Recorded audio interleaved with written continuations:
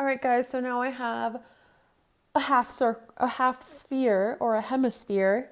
Okay, my example says that it's 18 feet from one end to the other of that great circle, right? Okay, so my volume formula, if you guys remember the volume, we literally just did this example. The volume of a full sphere, okay, is 4/3 times pi r squared, or cubed, okay? That's the volume of a full sphere. Now, if a full sphere takes up 4/3 times pi r cubed space, okay, I literally just chopped that thing in half. So what I'm going to do to my formula, I'm just going to divide it by 2, okay? So divided by 2, or in other words, multiplied by a half, right? And if I simplify this, I end up getting my new formula for a hemisphere, which is 2/3 pi r cubed, and that gets canceled out. So let me go back and just rewrite that. 2/3 pi r cubed. So that's where the volume formula for a hemisphere comes from. We literally just chop the volume formula for a full sphere in half to get the volume of half a sphere. Makes sense, right? So let's plug things in. Let's just do this example. The volume of a hemisphere or half a sphere is 2/3 times pi times the radius. So this time I'm not given the radius, I'm given the diameter.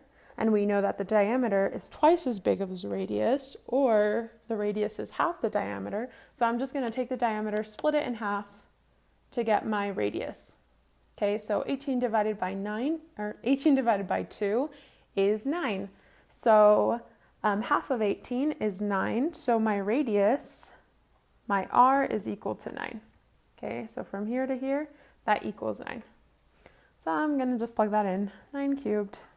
Okay, I'm going to multiply everything but pi first. 9 cubed times 2/3.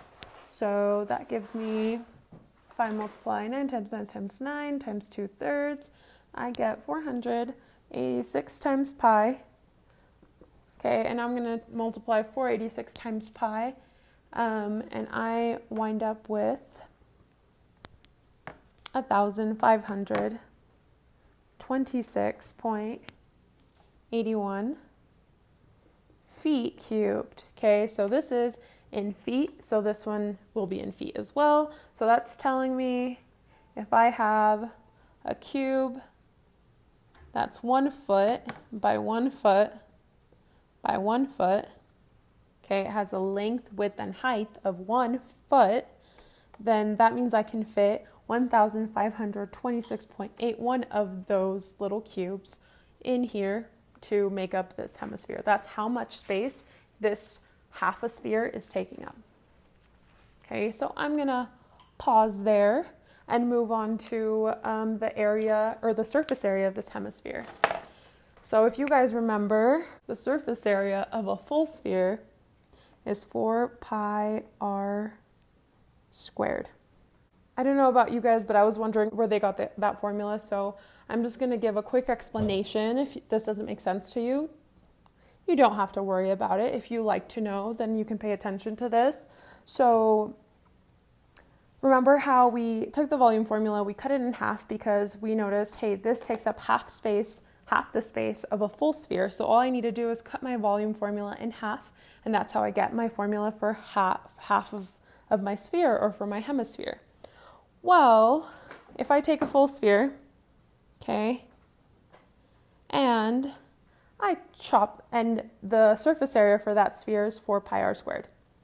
Okay, if I chop that sphere in half, we're removing the area of that top part of the globe, okay, that top half of the sphere. So let's chop this formula in half, okay? Let's chop it in half. So that means dividing by 2 is how we split something in half. That gives us 2 pi r squared, right? Because 4 divided by 2 is 2.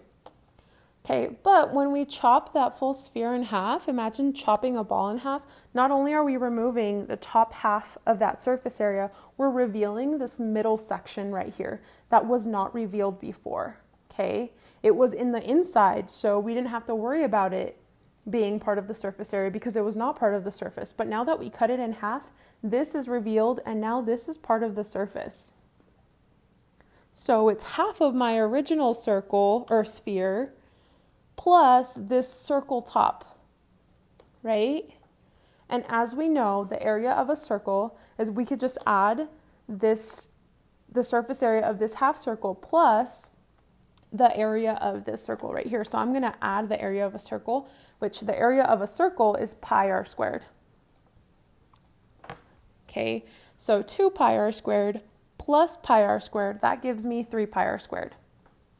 So that is exactly where the formula comes from. It's just saying, hey, I am removing half of my surface area, but then adding 1 circle. So that is half of my surface area plus that circle on top that was revealed and is now part of my surface. So that's where that equation comes from. So I'm going to rewrite the equation.